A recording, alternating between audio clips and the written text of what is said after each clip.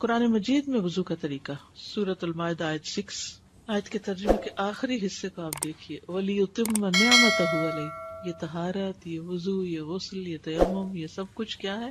نعمت ہے، ہمارے دین کی پہچان ہے، تاکہ تم شکر گزار ہو۔ اس سے شکر گزاری بھی آتی۔ دل کا ہلکا انسان جو ہوتا ہے نا، وہی شکر گزار ہوتا ہے۔ جس کے دل پہ بوجھ ہوتے ہیں اس کو شکریہ کرنا، کسی کو دعا دینا بڑا ہی مشکل کام لگتا ہے۔ بہرحال، اے لوگو جو ایمان لائے ہو، جب تم نماز کے لیے اٹھو تو اپنے منہ اور اپنے ہاتھ کوہنیوں تک دھو لو، ایلبوز تک، اور اپنے سروں کا مسح کرو، اور اپنے پاؤں ٹخنوں تک دھو لو، اور اگر جنبی ہو تو غسل کر لو۔ صرف وضو سے کام نہیں پھر چلے گا، حیض سے پاک ہو رہے ہو یا جماع سے فارغ تو اس وقت غسل کرو، اور اگر تم بیمار ہو یا کسی سفر پر ہو، یا تم میں سے کوئی قضائے حاجت سے آیا ہو، یا تم نے عورتوں سے مباشرت کی ہو، مباشرت جو جماع کے بغیر ہوتی، پھر کوئی پانی نہ پاؤ، پانی نہیں، اور نماز کا وقت ہو گیا ہے، تو پاک مٹی کا قصد کرو، تیمم کر لو، بس اس سے اپنے چہروں اور ہاتھوں پر مسح کر لو، چہروں اور ہاتھوں، پاؤں کا ذکر نہیں، سر کا ذکر نہیں۔ اللہ نہیں چاہتا کہ تم پر کوئی تنگی کرے، لیکن وہ چاہتا کہ تمہیں پاک کرے، اسی لیے پانی نہ ہو تو مٹی استعمال کرو، وضو نہ کر سکو تو تیمم کرو، اور تاکہ وہ اپنی نعمت تم پر پوری کرے، تاکہ تم شکر گزار بنو، تاکہ تم شکر ادا کرو۔ اور یہ حقیقت ہے کہ جب انسان ان اصولوں پر عمل کرتا ہے تو پھر بار بار زبان سے الحمدللہ اور دل میں بھی شکر گزاری آتی، اور یہی چیز انسان کے دل کے سکون اور راحت کا باعث بن جاتی، زندگی سے غم اور دکھ اور کمی اور پریشانیاں جو ہے وہ دور ہونے لگتی۔ وضو کا تفصیلی طریقہ، اب یہ ہے اہم ترین حصہ۔ اس کا کچھ تو میں نے مختصراً پچھلی دفعہ بتایا تھا، لیکن آج اس کی ڈیٹیل بتاؤں گی، اور اس کے مطابق آپ اپنے وضو کو چیک کیجئے، ٹھیک ہے۔ سب سے پہلے بسم اللہ پڑھنا۔ ابو ہریرہ کہتے ہیں کہ رسول اللہ صلی اللہ علیہ وسلم نے فرمایا، جس کا وضو نہیں اس کی نماز نہیں، اور جو شخص وضو کے شروع میں اللہ تعالیٰ کا نام نہ لے، بسم اللہ نہ پڑھے، اس کا وضو نہیں۔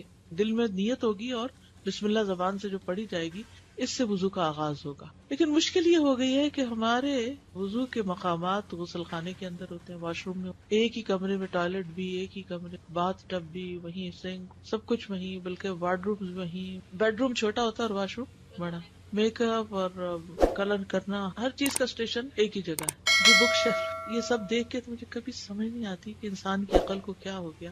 کم از کم گندگی کا مقام تو الگ کر دیتے، باقی سب کچھ تو ایک جگہ ہو ہی سکتا ہے، یعنی وضو کی جگہ، بک شیلف، جوتوں کی جگہ، کپڑوں کی جگہ، باقی سب چیزیں ایک جگہ ہو سکتی، لیکن پیشاب کی جگہ جو ہے اس کو بہرحال بند اور الگ ہونا چاہیے، کیونکہ شیاطین کا بسیرا ہوتا ہے۔ بہرحال اب ظاہر بلڈر جو بنا کے دیں گے وہی آپ کو لینا پڑے گا، لیکن ہمارے یہاں سوچ بھی نہیں ہوتی ہے، آپ اندر اپنی مرضی کی چینجز تو کرا ہی سکتے ہیں جب گھر بن رہا ہوتا ہے، لیکن اس وقت چونکہ علم نہیں ہوتا، سوچ نہیں ہوتی، تو پھر جو بھی مل گیا ٹھیک ہے جی، کراہت بھی آتی لیکن بس مجبوری ہوتی۔ بہت سمپل ہے، جس طرح بعض لوگوں نے تھوڑا سا اس کو ایک دیوار دی ہوتی ہے تو ایک کی بجائے دو دے دی اور اس میں دروازہ رکھتے ہیں، چاہے ایک ہی چھت کے اندر ہو، یعنی ایک کونے میں بنا لے لیکن اس کو دو طرف سے بند کر دے، یعنی اس کے اندر جب جائے تو وہ چاروں طرف سے بند ہو، کیونکہ بعض اوقات کسی اور کو بھی اندر کوئی چیز لینے کے لیے آنا جانا پڑتا ہے، تو ایک ناپسندیدہ صورتحال میں تو اب بسم اللہ کیسے پڑھیں؟ اب یہ ڈائلیما ہے۔ بیت الخلاء میں کس طرح بسم اللہ پڑھی جائے نہ پڑھی جائے، باہر نکل کے پڑھی جائے، پھر اندر جایا جائے،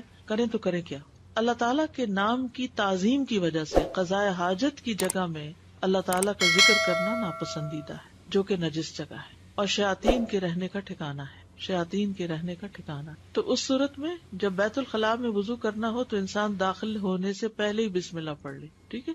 باہر ہی ہے نا ابھی اسٹیپ، وہیں بسم اللہ پڑھ کے اندر داخل ہو، اور اگر بھول جائیں یا یہ کہ غسل خانہ بڑا ہے، کموڈ ایک طرف ہے اور صاف ہے، اس پہ کوئی غلاظت بظاہر نظر نہیں آ رہی، تو ایسی صورت میں شیخ بن باز کہتے ہیں کہ اگر ضرورت پیش آ جائے تو غسل خانے میں وضو کرنے میں کوئی حرج نہیں، اور اس کیفیت میں وضو کے شروع میں بسم اللہ پڑھ لیں، دل میں پڑھ لیں، کیونکہ بعض اہل علم کے نزدیک بسم اللہ پڑھنا واجب ہے، اور اکثر کے نزدیک اس کی تاکید آئی ہے، یعنی بعض نے تو یہ کہا کہ وضو ہوتا ہی نہیں اگر بسم اللہ نہیں پڑھی، لیکن تاکید تو بہرحال اس کی ہے۔ تو بسم اللہ پڑھنے سے کراہت ختم ہو جائے گی، کیونکہ جب بسم اللہ پڑھنے کی ضرورت ہو تو پھر کراہت دور ہو جائے۔ اچھا، اور انسان کو وضو کے شروع میں بسم اللہ پڑھنے کا حکم ہے، اس لیے بسم اللہ پڑھ لے اور اپنے وضو کو مکمل کر لے۔ جو بسم اللہ پڑھنا بھول جائے وہ کیا کرے؟ ظاہر سے یہی معلوم ہوتا ہے کہ بسم اللہ پڑھنا واجب ہے، لیکن اگر بھول جائے تو پڑھنا ساقط ہے، دوبارہ وضو کی ضرورت نہیں۔ اگر مسلمان وضو کر لے اور بسم اللہ نہ پڑھے تو اس کا وضو درست ہوگا، لیکن اس نے خود کو اس ثواب سے محروم کر لیا جو سنت کو پورا کرنے سے ملنا تھا، اور مسلمان کے لیے زیادہ محتاط بات یہی ہے کہ وہ وضو کرتے ہوئے بسم اللہ نہ چھوڑے۔ ابھی ہم نے پیچھے بات کی نا کہ جو صحیح مکمل وضو کرے، تو مکمل وضو میں بسم اللہ شامل ہے، لیکن بسم اللہ ایسا رکن نہیں ہے کہ اگر بھول گیا یا نہیں پڑھ سکا تو پھر اس سے وضو ہی نہیں ہوا، یہ تو نہیں ہوگا، ٹھیک ہے۔ اگر درمیان میں یاد آ جائے تو پھر کیا کرے؟ یعنی بعض اوقات آدھا وضو ہو گیا، اب بسم اللہ یاد آ گئی، اوہ بسم اللہ نہیں پڑھی، اب کیا کرے؟ پڑھ لے۔ شیخ ابن باز کہتے ہیں اگرچہ وہ غسل خانے میں بھی ہو تو ان حدیث پر عمل کرتے ہوئے بسم اللہ پڑھ لے۔ اگر غسل خانے سے باہر نکل کر وضو کرنا ممکن ہو تو ایسا ہی کرے، کچن میں کر لے، اور پھر اس میں کوئی رکاوٹ نہیں ہے کہ وہ وضو کرتے ہوئے بسم اللہ پڑھ لے، یعنی بیچ میں بھی پڑھ سکتا ہے۔ اور اگر وہ غسل خانے میں ہو اور اللہ کا ذکر کر لے تو یہ حرام نہیں ہے، لیکن بعض اہل علم کے نزدیک مکروہ ہے ایسا کرنا، کیونکہ اللہ کے نام کی عظمت کے خلاف ہے کہ گندی جگہ پر اس کا نام لیا جائے۔ لیکن اگر ضرورت پیش آ جائے تو مکروہ ہونا ختم ہو جائے گا، جیسے کہ وضو کی ابتدا میں بسم اللہ پڑھ۔ اگر کوئی بسم اللہ پڑھنا ہی بھول جائے یا اسے مسئلے کا علم ہی نہ ہو تو اس میں کوئی حرج نہیں، اس کا وضو صحیح ہوگا، لیکن جان بوجھ کے ایسا نہیں کرنا چاہیے کہ ضرورت نہیں ہے، کیا فرق پڑتا ہے، یہ نہیں ہونا چاہیے۔ بلکہ غسل خانے میں ہونے کے باوجود بھی وضو کے شروع میں بسم اللہ پڑھ لینی چاہیے، کیونکہ بسم اللہ کی بہت شدید ضرورت ہے۔ تو اب آپ دیکھیے کہ وضو میں سب سے پہلا کام کیا ہے؟ بسم اللہ۔ کب پڑھتے ہیں یہ بسم اللہ؟ وضو کے شروع میں۔ اگر وضو کی جگہ ٹوائلٹ کے اندر ہی ہے، ایک ہی روم میں ہے، تو اس صورت میں بسم اللہ کہاں پڑھی جائے؟ باہر پڑھ کے اندر داخل ہوا جائے۔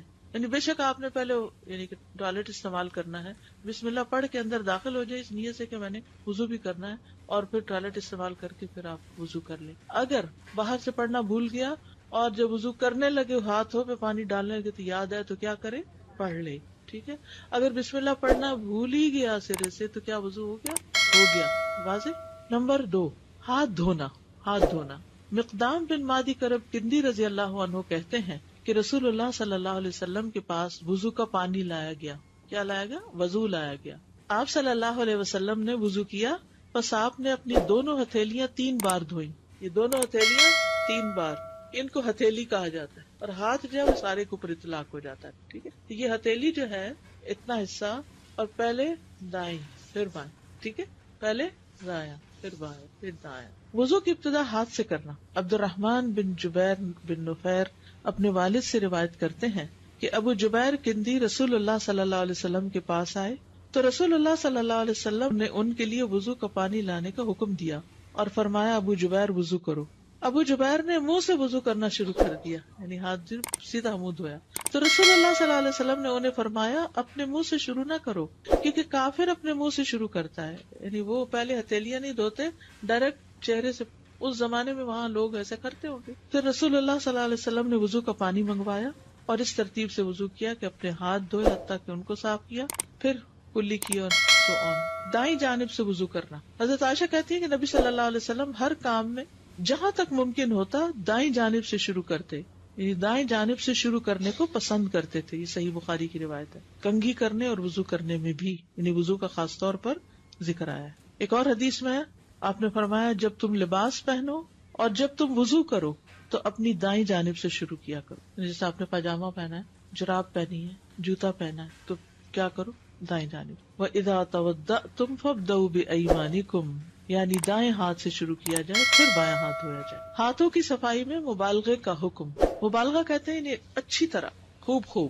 عبداللہ بن مسعود کہتے ہیں کہ رسول اللہ صلی اللہ علیہ وسلم نے فرمایا تم طہارت والے پانی کے ساتھ انگلیوں کو مبالغے کے ساتھ دھو گے ورنہ آگ انہیں خوب جلائے گی، یعنی انگلیوں کو اچھی طرح دھویا جائے، یعنی اچھی طرح ان کے اندر کے حصے بھی دھوئے جائیں تاکہ کوئی چیز اندر جمی ہوئی نہ رہ جائے۔ اور اب آپ دیکھیں کہ ہاسپٹل وغیرہ میں جو ہاتھ صاف کرنے یا دھونے کا طریقہ لکھا ہوتا ہے خصوصاً ڈاکٹر اور نرسز کے لیے، تو اس میں انگلیوں کے جو بیچ کے یہ جو درمیان کے حصے ہیں ان کو خاص طور پر دھونے کا طریقہ بتایا گیا کہ ان میں سے کوئی چیز بھی چھوٹے نہ، ٹھیک ہے۔ غسل البراجم کہتے ہیں اس کو، انگلیوں کے پور اور جوڑ دھونا۔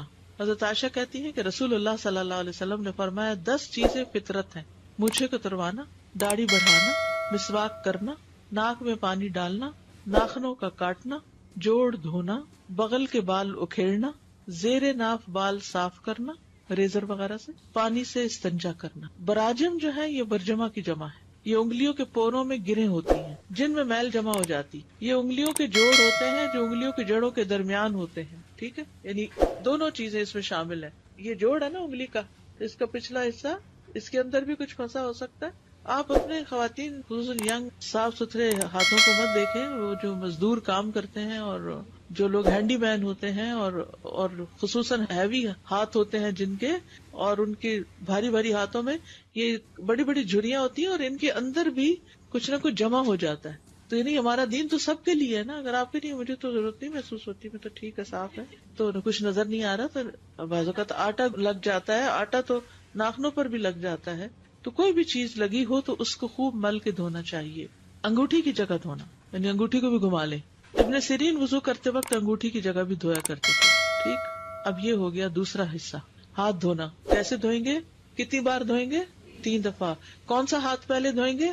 دائیں جانب، پھر بایاں. کتنی دفعہ دھوئیں گے؟ 3 بار. اور پھر اس میں خاص احتیاط کریں گے، پوروں کی، جوڑوں کی، انگلیوں کے بیچ کے حصوں کی خوب مل کے دھوئیں گے تاکہ کوئی حصہ بھی ناخنوں کے آس پاس، کوئی آٹا، کوئی نیل پالش، کوئی چیز باقی نہ رہے. ٹھیک ہے، اوکے. جی استاذہ، یہ بسم اللہ کا پوچھنا تھا کہ بسم اللہ الرحمن الرحیم پورا پڑھنا ہے یا صرف بسم اللہ کہنا ہے؟ جی اچھا سوال ہے. بسم اللہ الرحمن الرحیم سارا نہیں پڑھنا، بسم اللہ کافی ہے. دعا تو پڑھتے ہی جاتے ہیں جب ساتھ میں ٹوائلٹ ہوتا ہے تو وضو بھی وہیں کرنا ہے، اور آپ کو جو ہے وہ بھی پوری کون سی دعا پڑھ کے جاتے ہیں؟ ٹوائلٹ جانے کی دعا بسم اللہ. وہ تو اللہ میں وہ الگ سے، وہ تو الگ دعا ہے، بسم اللہ الگ ہے. اور جو وضو کے بعد کی دعا ہے وہ باہر نکل کے پڑھنی. استاد میرا سوال مسواک سے تھا. مسواک کا بھی یوز کرنے کا کوئی اسپیشل طریقہ رکھنے کا؟ یا مسواک میں جو سب سے آسان مسواک ہے وہ زیتون کی شاخ ہے. اس کا آگے سے وہ جو برش ہے وہ بھی بہت اچھا بنتا ہے، ٹنگ پر بھی بہت اچھا پھرتا ہے. اس میں کانٹے بھی نہیں ہوتے کہ منہ کے کسی حصے کا زخمی ہونا ہو. لیکن اب یہاں معلوم نہیں کون سا اویلیبل ہے. جو بھی اویلیبل ہو اس کے اگلے حصے کو تھوڑا بھگو لیں. جی پیلو کی مسواک خاص طور پر بہت اچھی ہوتی ہے. اگلے حصہ اس کا رات بھر بھگو دیں اور صبح اگر تھوڑا چبا کے اس کا برش پھر بنا لیں تو اس سے بہت فائدہ ہوتا ہے. اسپیشلی استاد اس کے کئی مسائل بھی تھے رکھنے کا طریقہ. کوئی بھی یہ سب تکلفات ہیں، کوئی مسائل نہیں ہے، نہ اس کے سائز کا کوئی ہمیں بتایا گیا ہے. اب آپ دیکھیں نا، اگر کہتے ہیں ایک بالش مسواک ہوتا ہے جو چھوٹا ہو جائے تو کیا پھینکتے جاؤ؟ اگر اتنا مہنگا ملے اور یہ ملے بھی نہ. استاذہ جیسے باتھ روم میں ہم داخل ہوتے ہیں تو یہاں پر تو ڈبلیو سے زیادہ تر سٹنگ کا موڈ ہے، تو کیا اس کا ڈھکن بند کرنے سے بھی تھوڑا فاقہ ہوتا ہے؟ جی فائدہ ہوتا ہے، لیکن بعض اوقات یہ ہے کہ گھر میں صرف ہم نہیں ہوتے اور لوگ بھی ہوتے ہیں تو وہ کھلا بھی رہ سکتا ہے. استاذہ ٹوتھ برش جو ہے وہ کس حد تک اس کا مطلب نعم البدل ہے مسواک کا؟